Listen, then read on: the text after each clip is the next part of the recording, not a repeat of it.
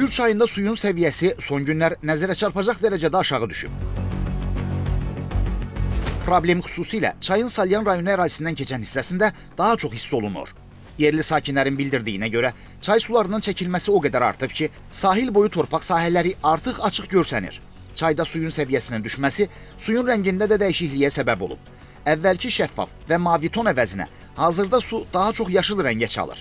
Mütəxəssislər bunu çayda durğunluğun artması və su dövriyyəsinin zəifləməsi ilə əlaqələndirirlər. Görünür, dağ çaylarında da sular Kür çayına axmır. Yağıntı qeyd elədiyimiz kimi deməli, kifayət qədər düşmədiyinə görə Kür çayının səviyyəsinin aşağı düşməsi göz qabağındadır.